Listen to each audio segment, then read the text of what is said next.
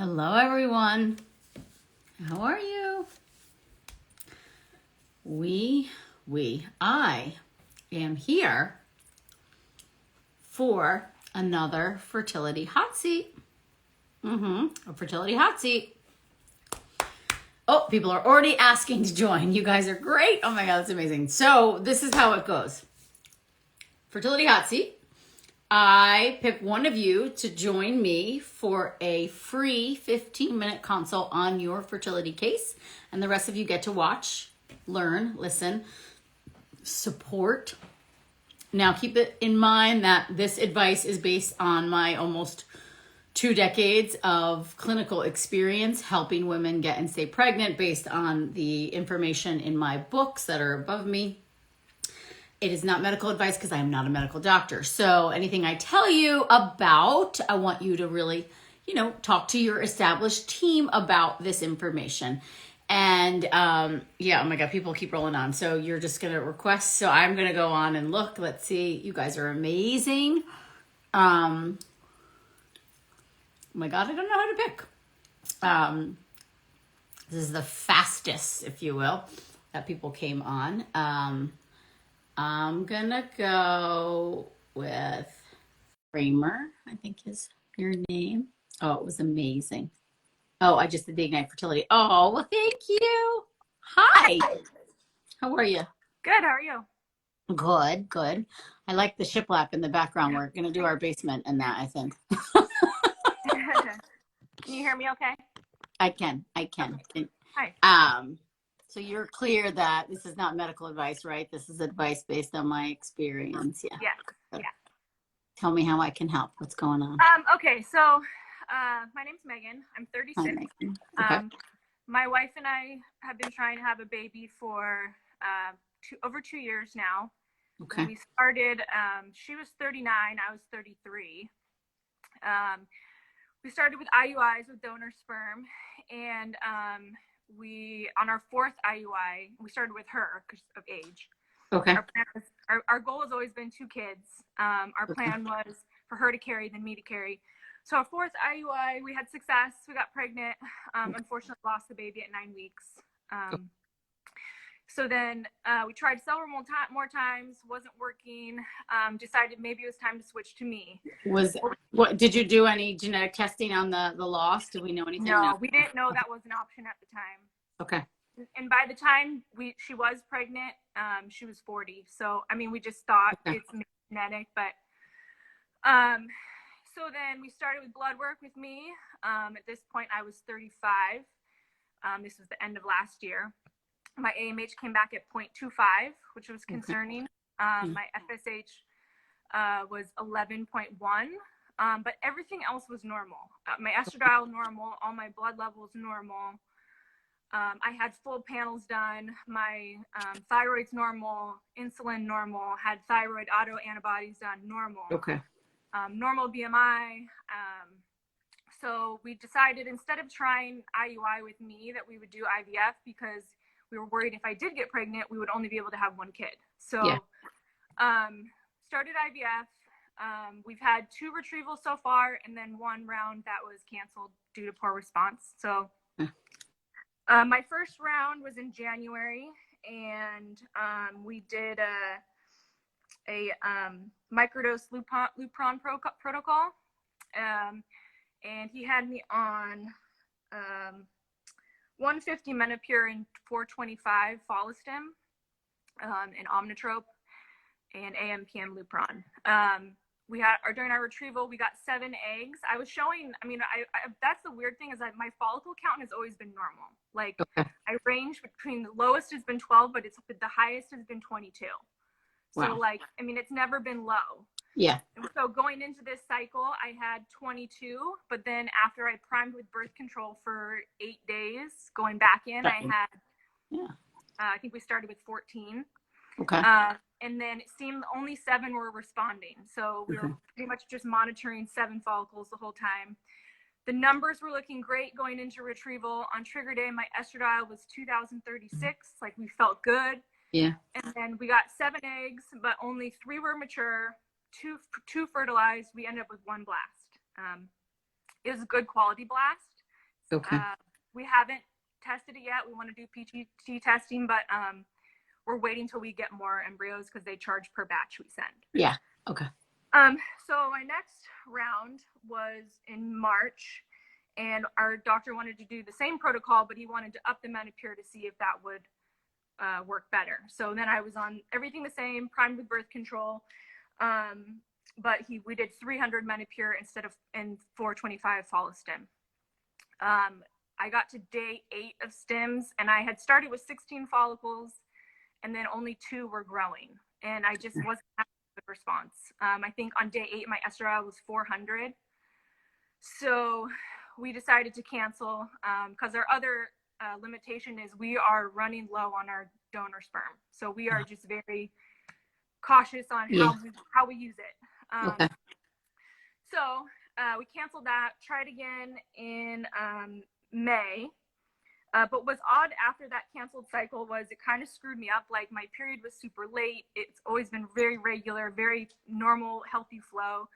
It was about 10 days late in spotting. And then so when I went back in to start my next cycle, I had 2 ovarian cysts. And so I had to have those aspirated. Okay. And then our doctor said, you can continue the next cycle. This shouldn't affect it. But going into the next cycle, my follicle count was the lowest we've had yet. It was at 9. So we decided to go forward anyway. This round, we wanted to try a mini approach to see if I would respond better because my Aimee is low. We did a mini antagonist protocol. So it was priming with birth control again for 8 to 9 days, Clomid, 100 milligrams Clomid, 150 Menopur, Omnitrope, and dexamethasone in case I'm having some sort of autoimmune that I don't know about. Okay. And it was going okay. I mean, we knew to expect less eggs. I had 9 to begin with. There was 4 follicles that were growing really nicely. By day 10, I had 4 that were 18, 18, 23, and 24. And my estradiol was 1305. So like, we're like, okay, let's go for it. If we can get these 4 and they're better quality, like, this will be good. Yeah. After retrieval, it was 3 eggs. He said one of the follicles, one of the 18s was empty. So I don't know if it was a cyst or I don't know why that happens. And then, so 2 were mature, 2 fertilized. We're still waiting to hear. Actually, hopefully today we'll hear how it turned out. But yeah, so that's my story so far. I'm just confused as to why my follicle count seems to be normal, but I can only get like 2 to 3 eggs to mature per cycle. And also my estradiol is normal. And then, why is there not mature eggs when we get there? Yeah, I mean, a lot of times that can be the med. So it's almost like looking at this cycle versus the first cycle. I think you got the same rate, right? But like a much less intense protocol. So we would hope that this one, I mean, if you're going to test them, this will render better quality. But it's also like, just because we see that many follicles doesn't mean every single one of them is going to mature and turn out. That's how I would kind of look at it too. But it is a bit of like a learning curve. That's kind of what they're doing with you, because it's been a different attempt at medicine each different time. Yeah. So it's like we're learning. I feel like you're still young enough that it's not what I always see, that like the high dose meds compromise the quality. But,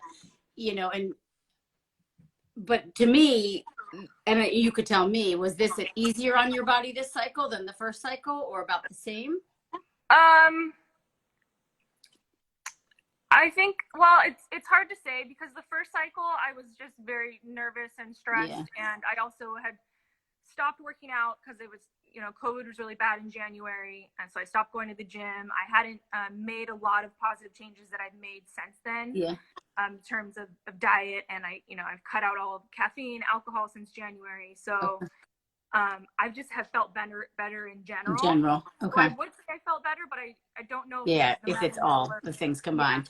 And that's kind of like where I would shift focus of like, I mean, it's so easy to just be like, don't get caught up in the numbers. And I don't mean it like that in a dismissive way, but it's like, I would try to just shift the game. I mean, understanding, obviously, you guys have to do fertility treatments, you're running low on donor sperm, all of that, like understanding that level of stress and pressure on you, that we're going for quality over quantity.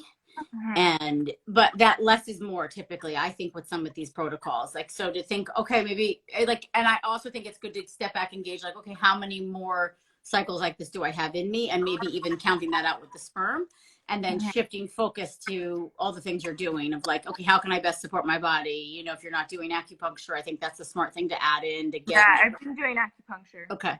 Get like more bang for your buck, if you will. I would consider, you know, I'm sure the dietary shifts, if you're following me on Instagram, you probably are following some of the things I say to do. So I support that. And what about like sleep and digestion and overall health? Like, I mean, I know all your numbers look good, but you feel good? Yeah, I mean, this is literally the healthiest I've ever been. And Okay. I mean, really, since January, I've really dialed into, like, you know, we already ate healthy, but I've just really focused on adding more veggies, adding more protein. We already don't really eat a lot of carbs. So we do, it's, you know, brown rice, quinoa, that type of stuff. Okay. You know, I'm doing all the supplements that's recommended, and it starts with an egg. I'm doing green smoothies with collagen powder. Okay. And are you taking like DHEA or anything like that? I'm sorry? Are you doing DHEA? I take fish oil that has that. But the DHEA, you know how she talks about the DHEA and it starts. Oh, I'm sorry. Yeah, I was going to ask you about that. I've never had my level tested, so I know you should check that before starting. But I'm curious is that something that I just ask my doctor to do? Yeah, it's DHEA-S. You want to get, it's the S, so DHEA-S, the sulfated version. That's what you want to get tested. And then C, because C, if you could use a little more support, that might help with how many you're getting.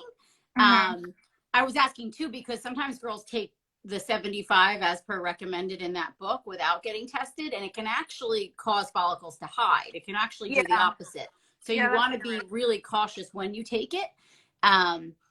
So, and then I would, you know, the prenatal, the good quality fish oil. I would even think about increasing fish oil if you're not taking like upwards of like 3,000 milligrams. That can be helpful too with the essential fatty acids in there for the eggs. And are you doing, so you're doing all the protein and all the veg and all that, right? Are you doing liver? Yeah, I just recently added liver capsules. I can't really stand the taste.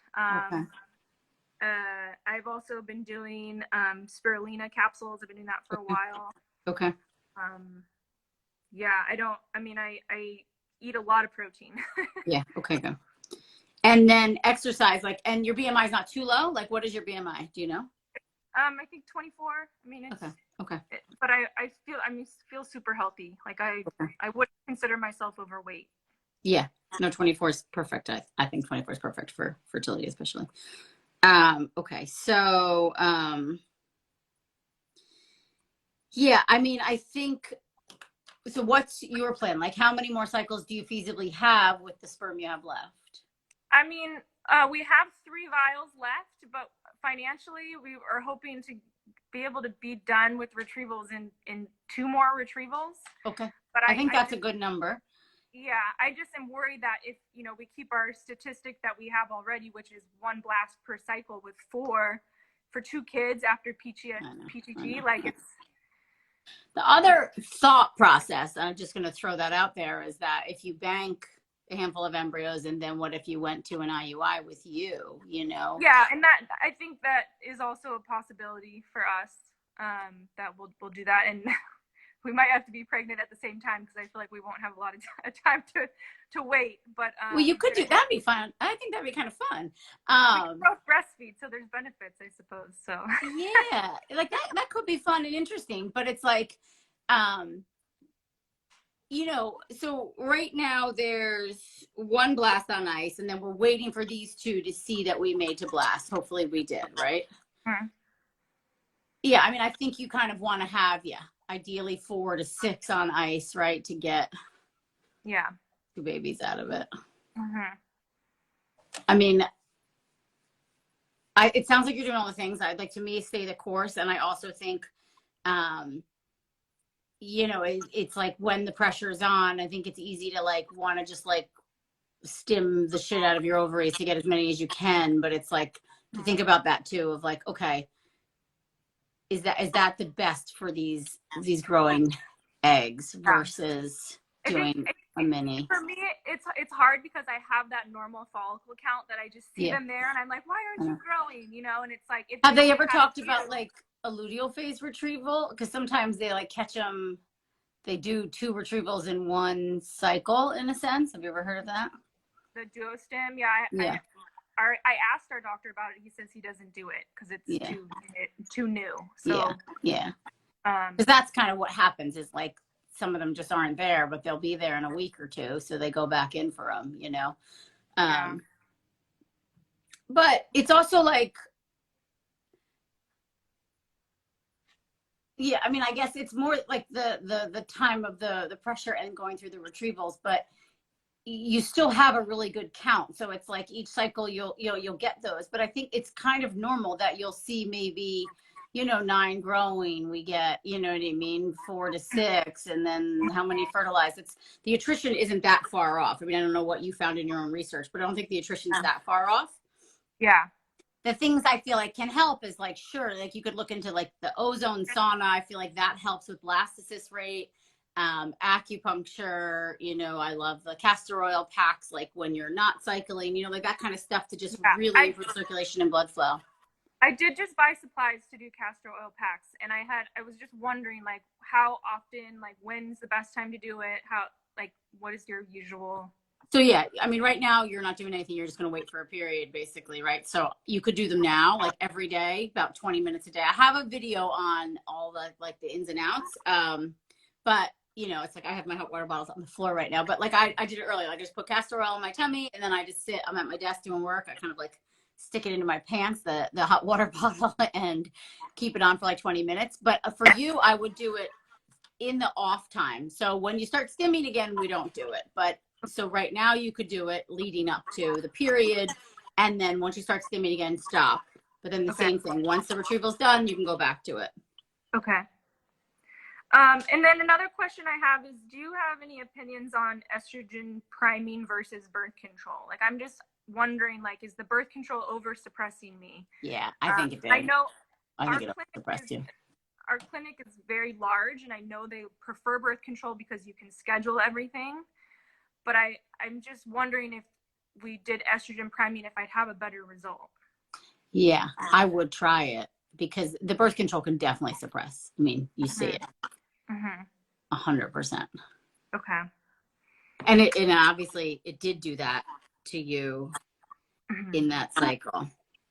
Yeah, I mean, every time they have us go in for a baseline to check everything, and then you go back in after you're done the birth control, and every time my follicles drop by like a third. And I've asked about it, and they just said, oh, that's normal. But like, I'm just thinking, if I really do have such low reserve, like maybe that drop off is okay for people with more eggs, but like it's going to be detrimental for someone that doesn't have very many. Yeah. Yeah. Okay. But that's, you know, your antral follicle count isn't saying you don't have very many. I would say that, like, and, you know, AMH, they both jump around a lot. So it's like, try to work on that story a little bit too, of like, okay, I have all the eggs I need. But it's like, it's a real art. It's not truly a science like the IVF, and figuring out what's right for each girl. You might do just much better with just starting like fresh and not doing the pill so that they can time you. But that might be tough if that's the only clinic that you can use and your insurance and things of that nature. But you could push your doc. That's what I would do. I would push back. Yeah. I mean, my other concern is that I've had these ovarian cysts that have popped up, and I know you can control them a little more with birth control. So I don't know if that's something that we should also be concerned about when deciding what to use. Yeah, I mean, the cysts will really more delay the period. You know, I think they're kind of normal to pop up when we're doing IVF because we're stimulating so many follicles to grow, right?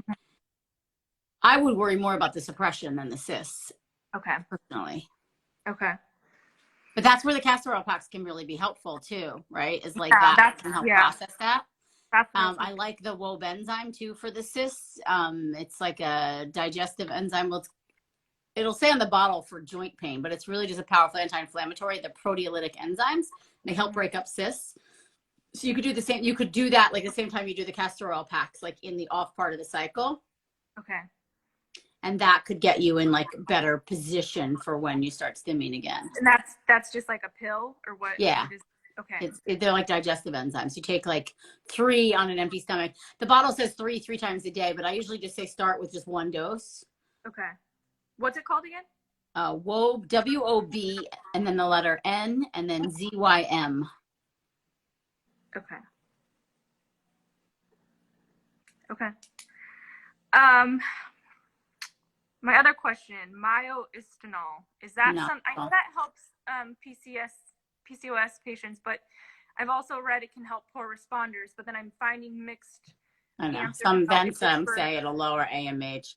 Yeah. I did a live. You can go back and find it with the guy from Theralogics. We talked about inositol, and I asked him that question specifically too. And he was just kind of like, it's very anecdotal. We're not seeing that necessarily in the data.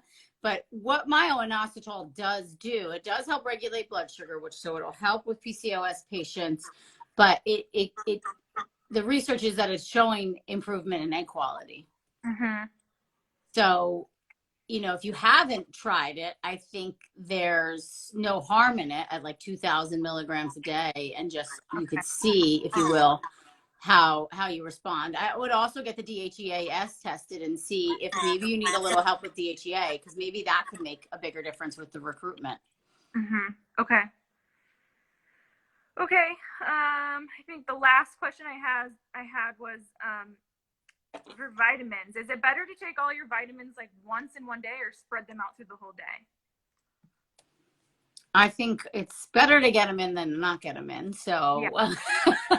But if you can spread them out, yeah. I think like the WOB enzyme is like better on an empty stomach. Probiotics better on an empty stomach. Your fish oil, your vitamin D, anything fat soluble, you need to have food in your stomach. So it is kind of like pacing them a little bit. Okay. I think it does help improve absorption rather than just taking them all in one shot. But sometimes that's how I do it personally too, because it's just like I'm just going to get them in versus not get them in. Yeah. But if I can plan it, yeah, I'll break it up, kind of just like to 2 doses basically. Okay. Okay.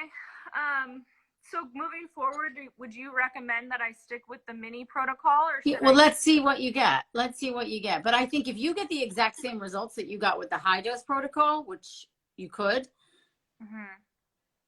I stick with the mini, and you might get 2 blasts, and then I would definitely stick with the mini, right? Yeah, I guess it's just confusing because the first protocol had the Lupron, and I'm just wondering if the birth control and Lupron suppressed me. So like if we did the antagonist protocol and added a lower dose of follistim, would I be able to recruit more follicles? And you could potentially, but like low dose, like 150, not 400, not 450. Right. Yeah. The one clinic I work with, I see that he has a rule of thumb that like if there's less than 3 follicles, like antral follicle count, only Clomid and letrozole. If there's more than 3, he still does like a low dose 150. And some clinics, and they have great results with it, they taper up. They start at like 150 of follistim, and then they taper up to like, and watching estrogen, watching everybody grow. So it's like a little bit of magic in there. But that could be a good approach for you if your doctor. It sounds like your doctor's pretty like open to trying different things. So I would bring that up. Yeah. I think it's called the ladder approach. The ladder is what they call it with the follistim, or throwing in, because you did birth control prime, 100 milligrams of Clomid. What else? I did omnitrope and dexamethasone. Yeah. So you could try that. I would try the follistim next time, but low dose.